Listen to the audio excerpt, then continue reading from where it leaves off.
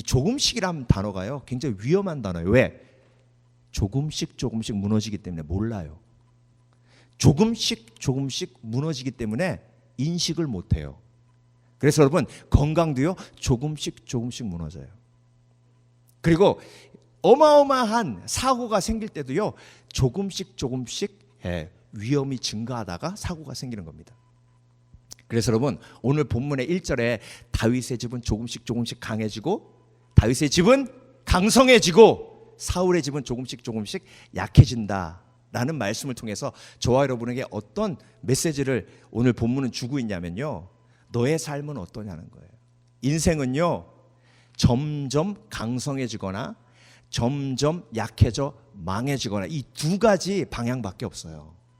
그런데 여러분 사울이 만약에 자기 집이 점점 약해지며 망하고 있다는 걸 알았으면 그렇게 미친 듯이 다윗을 죽이려고 쫓아다녔겠습니까? 그러니까 여러분 사울은요 조금씩 망해가고 있었기 때문에 몰랐던 거예요. 그래서 여러분 오늘 본문은요 다시 한번 저와 여러분에게 이렇게 도전합니다.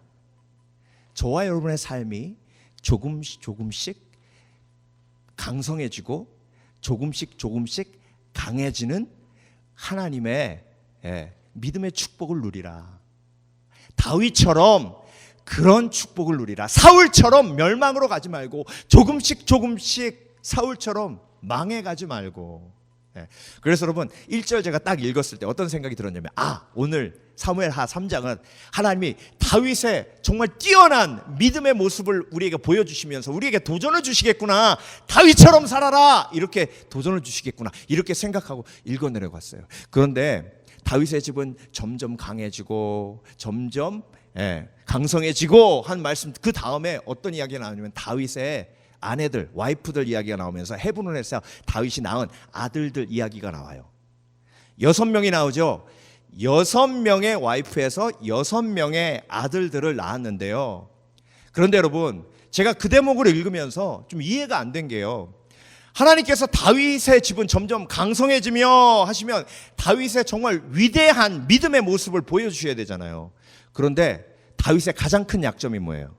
다윗의 가장 큰 약점은 저와 여러분이 너무나 잘 알고 있듯이 밧세바와 동침해서 하나님 앞에 범죄하고 그 밧세바의 전 남편 우리아를 죽인, 그래서 다윗의 가장 큰 약점은 뭐예요?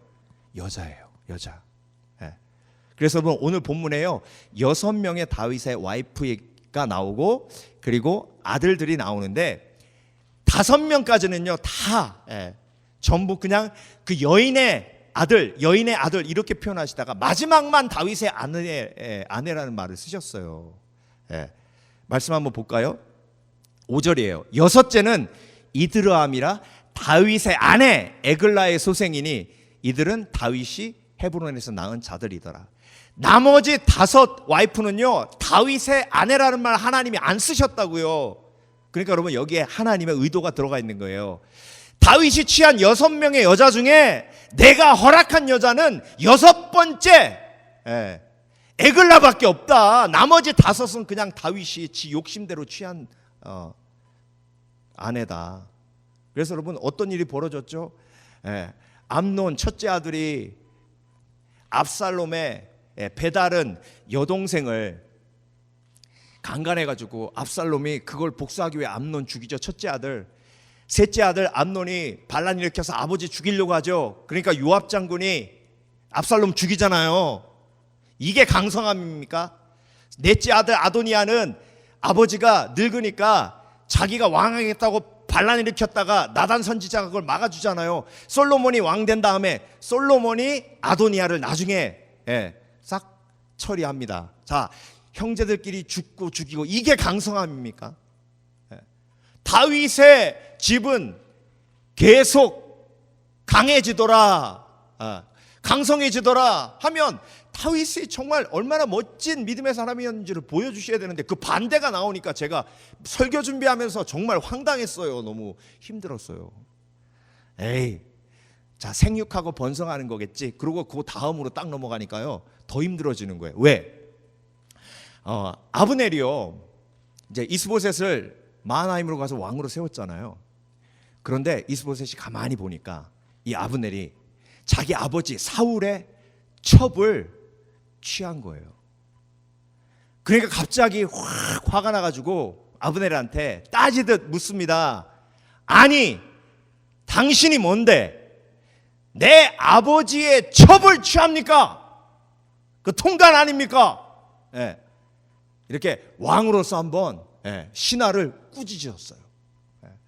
그러니까 아브넬이요 막 길길이 날뜁니다. 내가 다윗의 손에서 너네 집안을 구해줬더니 나한테 은혜를 원수 갚냐 그러면서 막 내가 유다의 개의 머리냐 뭐 이러면서 그래가지고 뒤틀려져 가지고요 관계가 완전히 어그러져 가지고 에이 모든 이스라엘을 그냥 다윗에게 갖다 바치자, 하나님의 약속이 그랬다는데, 그러면서 다윗에게 전령을 보냅니다. 그러니까요 다윗이 아브넬에게 조건을 다는데 여기가 중요해요. 뭐라 그랬냐면, 아브넬 장군이요 당신이 나에게 오려면 내가 블레셋 장수, 블레셋 군인 100명을 죽이고 취한 내 여자 미갈을 데리고 오십시오. 그래야 내가 당신을 만나겠습니다. 자, 여러분, 미갈은요 다윗의 첫 번째 아내였죠. 그렇죠? 사울의 딸이었어요. 미갈은요 다윗을 너무 좋아해가지고 아버지가 다윗 죽이려고 할 때 미갈이 다윗 피하게 도와줬잖아요. 만약에 정말 다윗이 미갈을 사랑해서 데리고 오라 그랬다면, 내가 어려울 때 나의 목숨을 구해줘 내 사랑하는 아내 미갈을 데리고 오십시오 이렇게 얘기했을 텐데, 그렇게 얘기 안 했어요. 아주 차갑게 블레셋 군인 100명을 내가 죽이고 상으로 받은 여자라고 그랬어요. 그러니까 여러분, 다윗이 미갈 데리고 오라고 한 건요 사랑해서가 아니에요. 뭐 때문에? 정치적으로 한 정권이 새로 세워질 때는요 정말 중요한 게 정통성이에요. 다윗은 양치기였잖아요. 그러니까 양치기가 왕 되면 얼마나 자존심 상합니까? 그러니까 사울의 사위라는 이름을 얻어야 되죠. 그 이름을 계속해서 가지려면 누가 필요해요? 미갈이 필요한 거예요. 그러니까 여러분, 다윗은요 너무나 인간적인 사람. 다윗의 인간적인 의도가, 정치적 의도가 그 속에 들어가 있죠. 그러니까 여러분, 다윗의 약점 여자, 다윗의 약점 인간적인 악한 계획, 이게 갑자기 다윗의 집은 날로 강성해지고 강해지고 한 다음에 이 이야기들이 계속 나오는 거예요. 그러니까 제가 설교 준비하면서 안 힘들었겠습니까, 여러분? 그렇다면 사무엘 하에서 하나님이 원하시는 의도가 뭐냐고요. 의도가. 그래서 설교 준비하다가 너무 힘들어가지고 하나님, 도대체 하나님은 강성함의 원리, 강성함의 비결을 배우라고 하시려면 다윗의 뛰어난 점을 보여주시지 왜 약점만 보여주십니까? 그러면서 시편을 열었어요.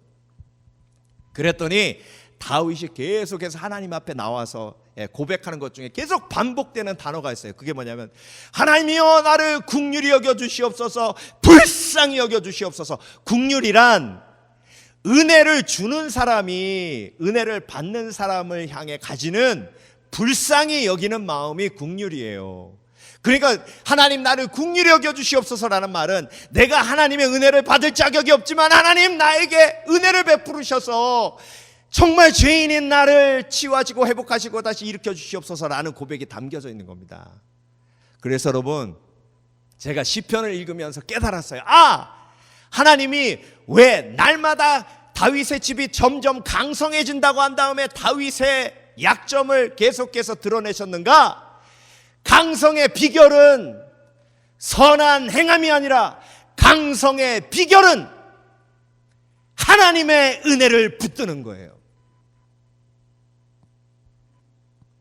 그래서 여러분, 강성이란 성숙하게 가는 것이요, 강성이란 하나님을 더욱더 깊이 알아가는 것이요, 강성이란 천국의 소망을 두는 것이요, 강성이란 구원의 역사에 쓰임받는 것이요.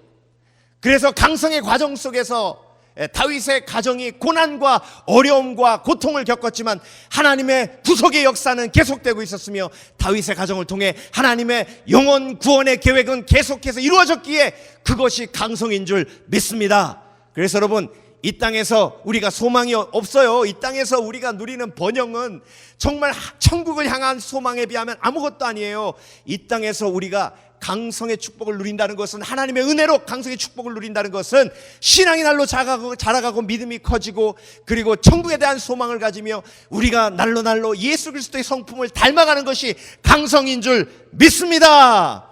그래서 여러분, 이 강성의 축복이 임하는 건요, 나의 선한 행위가 아니에요. 나의 선한 행함이 아니에요. 100% 하나님의 은혜를 붙드는 그런 지혜의 낮아짐이요 믿음의 고백인 줄 믿습니다. 그래서 사무엘하 3장은요 이걸 가르쳐주고 있는 거예요. 그래서 여러분, 다윗이요 강성함의 비결을 하나님의 은혜를 붙드는 것으로 알았기 때문에 다윗은요 오늘 본문에서 3가지 하나님의 은혜를 꽉 붙들었어요. 저와 여러분도 우리의 삶을 통해서 우리의 가정이, 우리의 교회가 점점 강해지더라, 점점 강성해지더라, 이런 은혜를 누리려면 뭘 붙들어야 된다고요? 우리의 선함을 붙들어요? 우리의 착한 행실을 붙들어요? 아니에요. 하나님의 은혜를 붙들어요. 우리가 너무 위로받는 게 뭐냐면요, 사실 다윗처럼 우리도 맨날 인간적인 방법으로 삶을 계획하려고 그러잖아요. 저만 그럽니까? 솔직히 말씀해 보세요. 그리고 여러분도 그렇고 저도 그렇고 다 약점이 있잖아요. 맨날 반복해서 짓는 죄, 다윗처럼. 그럼에도 불구하고 강성의 축복은 저와 여러분에게 임할 수 있어요. 왜? 은혜를 붙드는 거니까. 그러니까 소망이 있는 거예요. 그러면 다윗은요 그 강성의 비결, 어떤 하나님의 은혜를 꽉 붙들었나, 오늘 3가지로 묵상합니다. 첫 번째 강성의 비결은요, 하나님의 용서하시는 은혜를 붙드는 겁니다. 다윗은요 하나님의 용서하시는 은혜를 꽉 붙들었어요. 오늘 본문은요 아브넬과 다윗의 삶을 비교하고 있는데요. 자, 다윗도 밧세바와 동침하고 통간했죠. 그렇죠? 아브넬도 사울의 첩을 취함으로 통간했습니다. 그런데 하나님께서 아브넬에게도 컨벡션, 죄를 깨닫게 하시고, 그리고 다윗에게도 죄를 깨닫게 하셨어요. 자, 아브넬에게는 누굴 통해서? 이스보셋을 통해서. 그래서 이스보셋이 어찌하여 나의 아버지의 첩과 통간하느냐라고 컨빅했죠. 마치 선지자가 이야기하는 것처럼. 근데 아브넬은 하나님의 은혜를 붙들었어요. 자기의 의를 붙들었어요. 자기의 의를 붙들었어요. 뭐라 그랬냐면, 아니 나를 유다의 개의 머리로 아느냐? 내가 얼마나 너한테 잘했는데, 내가 널 다윗한테 넘겨주지 않고 널 왕으로 세웠잖아. 마하나임으로 데려와가지고. 너 그거 잊었어? 내가 얼마나 너한테 잘했는데. 이렇게 여러분, 자기의 의를 붙드는 사람은요 강성의 축복을 누리지 못합니다. 자기의 의를 붙들었을 때 하나님의 은혜와 멀어지는 거예요. 그러니까 여러분, 아브넬은 결국 요압의 손에 비참하게 죽습니다. 그 이후에 아브넬의 집이 어떻게 됐는지 성경에 기록도 없어요. 그러니까 여러분, 정말 위기의 상황 속에서 하나님이 우리에게 죄를 드러내시고 컨빅트 하실 때에 우리는 뭘 붙들어야 돼요? 하나님의 은혜를 붙들어야 돼요. 다윗처럼 하나님 나를 긍휼히 여겨 주시옵소서, 불쌍히 여겨 주시옵소서. 다윗이요 밧세바하고 동침하고 나단 선지자 와가지고 아브넬의 이스보셋에게 들은 이야기처럼 정말 하나님께서 정말 다윗의 죄를 확 드러내십니다. 그때 시편 51편에서 뭐라 그랬냐면, 다윗이 밧세바와 동침하는 선지자 나단이 저에게 올 때에, 자 다윗의 고백을 들어보십시오. 하나님이여 주의 인자를 쫓아 나를 긍휼히 여기시며 주의 많은 자비를 쫓아 내 죄가를 도말하소서, 내 죄가를 도말하소서. 여러분, 다윗이 지금 뭐 붙드는 거예요? 정말 다 망할 상황 속에서, 다 무너질 상황 속에서 거기서 다윗의 의를 붙들었어요. 하나님, 제가 골리앗을 물리쳤잖아요. 그랬습니까? 하나님, 하나님께서 사울 죽이지 말라 그래가지고 2번이나 안 죽였잖아요. 그랬습니까? 아니에요. 다윗은 하나님의 은혜를 붙들었어요. 어떤 은혜? 용서하시는 은혜. 그러니까 여러분, 위기의 상황 속에서 정말 내가 멸망하기 일보 직전에 우리가 붙들어야 하는 은혜는 뭐예요? 십자가 예수 그리스도의 은혜예요. 만일 너희가 너희 죄를 자백하면 저는 미쁘시고 의로사 우리를 모든 불의에서 깨끗게 하시는 은혜. 근데 여러분, 하나님의 은혜를 붙들 때에 하나님이 내 편 되시는 거예요. 가늠하다가 현장에서 붙들린 여인, 그 여인의 편은 아무도 없었어요. 모두 다 돌 던져서 그 여인 죽이려고 했잖아요. 그런데 그 여인이 반항하지 않습니다.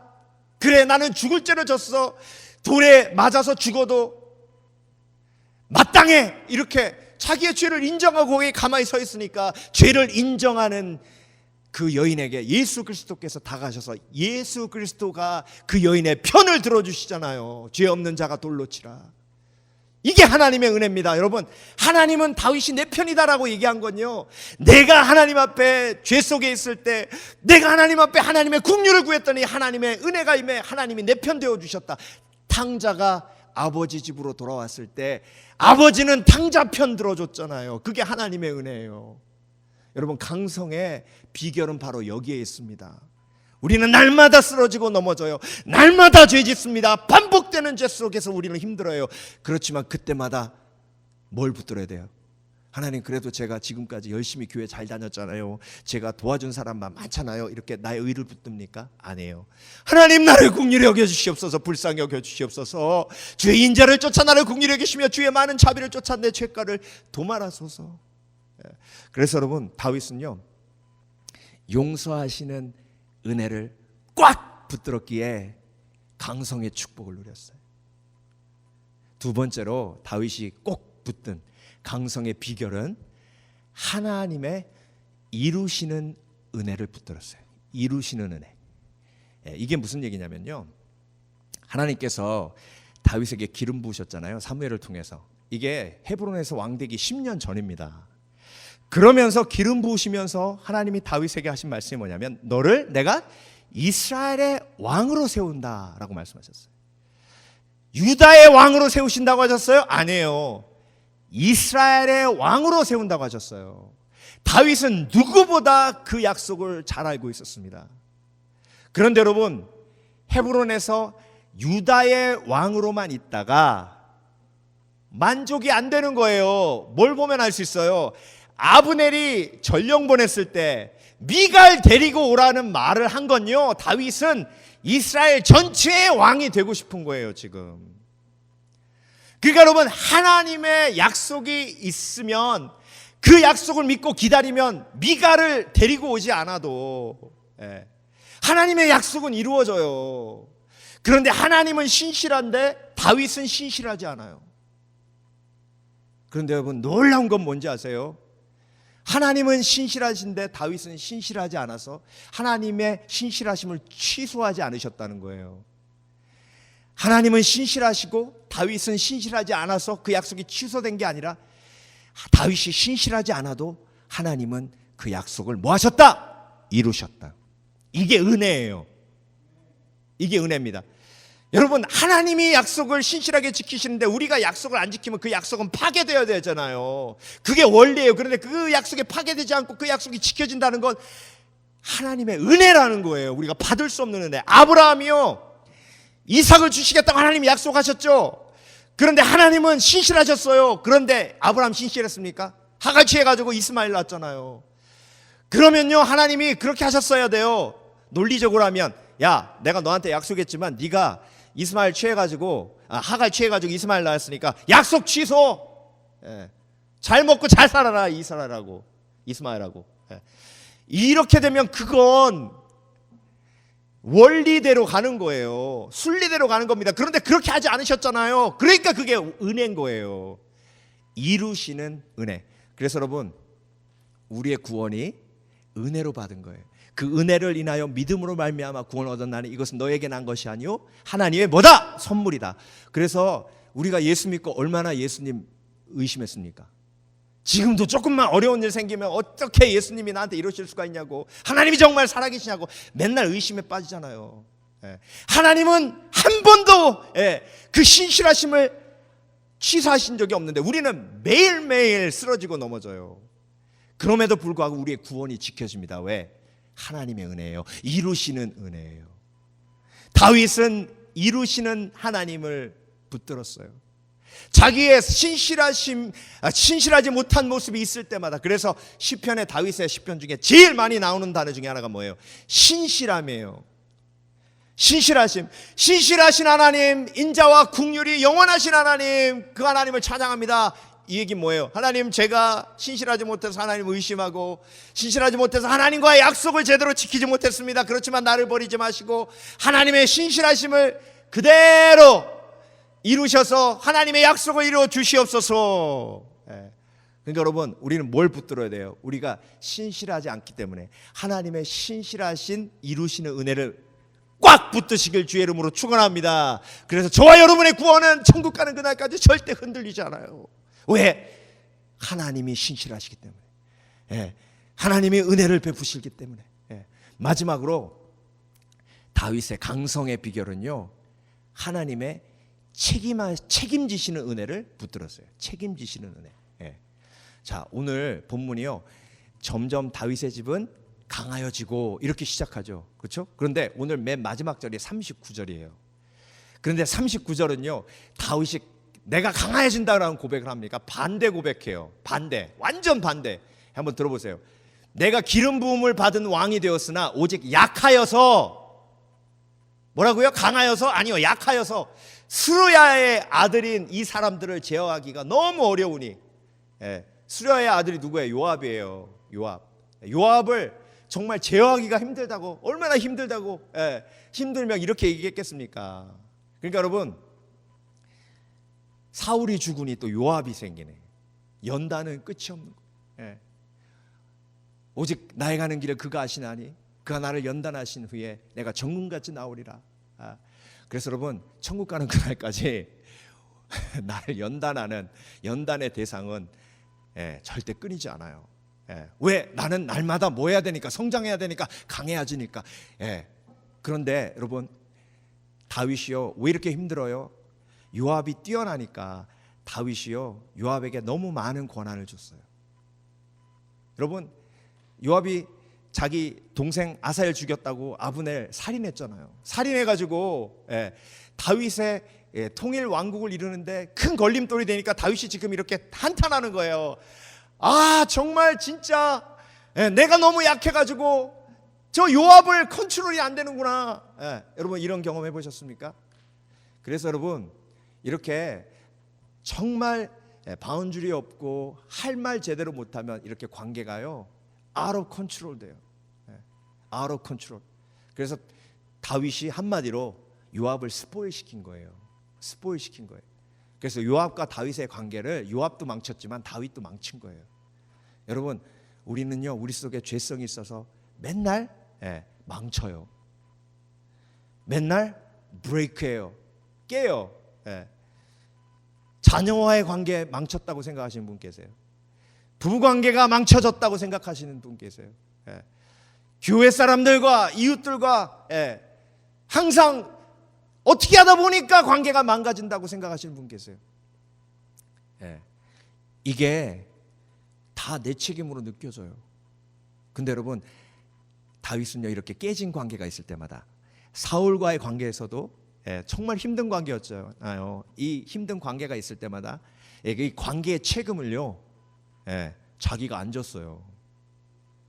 하나님 앞에 올려드려요, 그 책임을. 자, 오늘 본문 39절에 이 사람들을 제어하기가 너무 어려우니 어찌할꼬, 여기서 끝나지 않았어요.